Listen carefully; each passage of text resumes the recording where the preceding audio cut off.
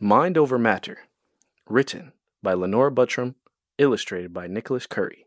Narrated by Zodu Mokus. 8, 9, 10. Ready or not, here I come, Creed says as all his friends are running around, trying not to get tagged. I see you, Ren, behind that tree. Dude, you still need to tag me. It doesn't matter, Ren says. No, I don't, Creed says. I just have to find you and call you out. That's how the game is played. No, you have to tag me before I get to the counting spot. Miss Connie, Creed is trying to make the rules as we play, Ren yells in a tattletale voice. He said we don't have to be tagged in the game of tag. He said all he needs to do is call people out. Is that true? Well, the way I remembered it is that you have to tag the person before they get to the spot that you were counting from, Miss Connie tells the boys. Ha ha ha. Okay, you have to catch me, Creed says as he dashes off. Ren and Creed are running around the playground trying to catch each other. Cam and Ava quietly creep around from behind a tree and tag the post. We're safe, they scream. Ouch! Creed falls to the ground crying. Ren catches up to Creed and asks what's wrong. I stepped on something and it hurts badly, Creed says, holding his foot. Let me see, Ren says, trying to comfort his friend. No, just go get Miss Connie, please. Ren runs over to where their teacher is sitting and yells, Creed hurt himself.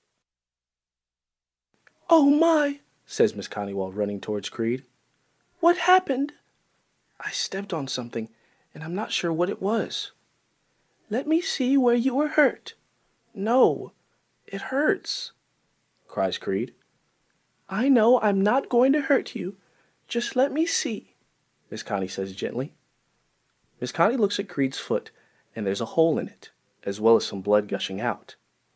She then picks him up and takes him to the school nurse. The nurse looks at Creed's foot and says, It looks like you stepped on a nail. We're going to have to call your parents so they can take you to the doctor, okay? At the doctor's office, the doctor looks at his foot and says, I see it looks like you stepped on a nail. Where exactly did you hurt your foot? Outside behind a tree not far from the playground, says Creed. Is his foot going to get better, Doc? Creed's mom asks. Has he ever had a tetanus shot before? No, his mother says. Well, this is something we must do, only because the nail could have been filled with rust. We will need to give him a shot to make sure germs don't enter his body. What? Creed yells as he begins to cry. I don't want to get a shot. Shots hurt, the doctor says. If you don't think about it, you won't even feel it. If you let me show you, I think you will be surprised. The doctor calls two nurses into the room. One lady has balloons in her hand, and the other nurse has bubbles. Just keep your eyes on the nurses, and I will clean your arm to prepare it, the doctor says to Creed calmly. Creed turns his head to see what the doctor is doing.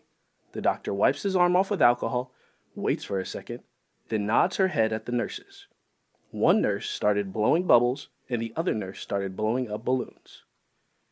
Creed's mom starts clapping. You did a good job, the doctor says to Creed. You did it, his father says. Yes, it's all over, the doctor says as she places a Band-Aid over the shot. Wow, it didn't even hurt. I didn't feel anything, Creed says, surprised. I told you, it's all about mind over matter. What does that mean? It means whatever you think about, you will focus on, the doctor explains to Creed. See, you were so concentrated on the birds, bubbles, and balloons, and you didn't even realize that you were getting the shot. Really? I can't wait to go tell my friends, Creed exclaims. Great idea, and because you were such a good patient, you get a sticker from the sticker box. The next day at school, all of Creed's friends asked if he was feeling okay. Yes, my mom took me to the doctor's office and I had to get a shot so that the germs from the nail I stepped on wouldn't hurt me, Creed tells his classmates. Everybody is shocked and yells things like, Oh no, you got a shot? Did you cry? Did it hurt? No, no, he replies. Well, then again, it always hurts when you get a shot, but my doctor told me to put my mind over matter. Everyone asks, what's that supposed to mean? What you think about is what you will focus on, Creed explains. One student says, when my doctor pulls out a needle, that's the only thing I can think about. I thought the same thing until yesterday. I really didn't even know when the doctor gave me the shot. It didn't hurt because I didn't focus on the needle. Well, I still don't want to get a shot, says Ava. All of a sudden, an announcement blasts over the intercom, saying that there has been an outbreak of coronavirus, and that everyone now needs to wear a mask. At the end of the day, the teachers give each student an envelope to give to their parents. The letter reads as follows: due to the rapid spread of the coronavirus, all children ages 7 and up will need to get a mandatory shot. In order to control the spread of the virus, shots will be provided at the school, in the nurse's office, or you may go to your family doctor. Creed's mother reads the letter from school and feels that Creed will be very unhappy that he has to get another shot. Later that night at the dinner table, Creed's parents ask him how school went that day. We played tag again today, and they said something about a virus. We have to wear masks to school for a while until the virus goes away, Creed tells his parents.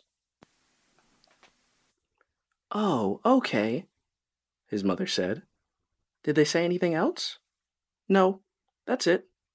Hey, you know what, Creed? I almost forgot to tell you what else that letter said.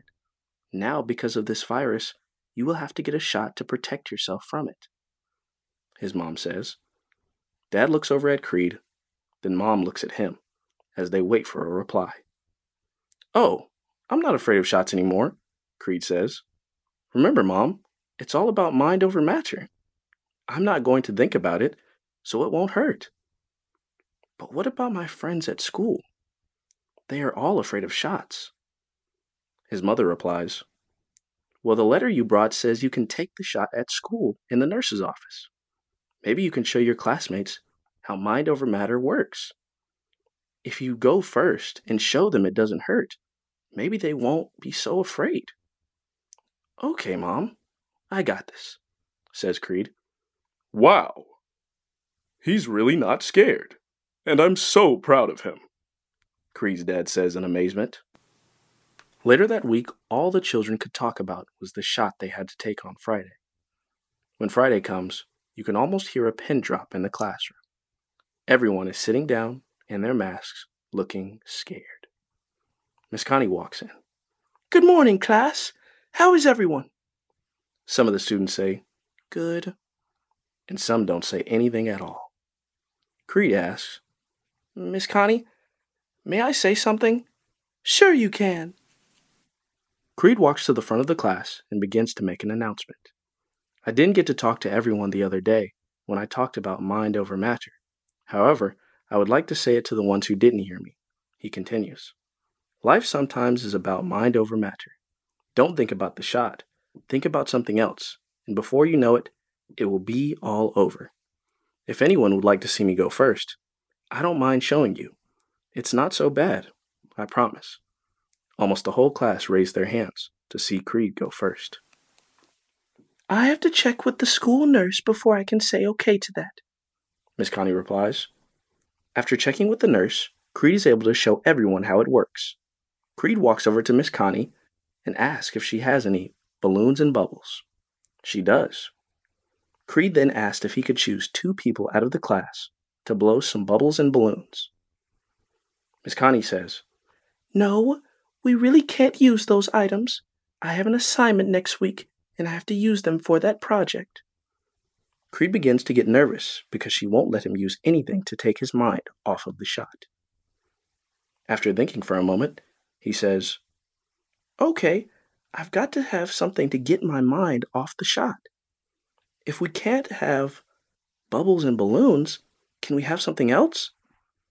Sure, I have drums and a tambourine, Miss Connie replies. Okay, that could work, Creed says hesitantly. Creed slowly makes his way down the hall to the nurse's office, and all he can think about is the shot. He wondered if the drums and the tambourine would work. Hopefully they worked just as well as the bubbles and balloons did. Creed sat in the nurse's chair.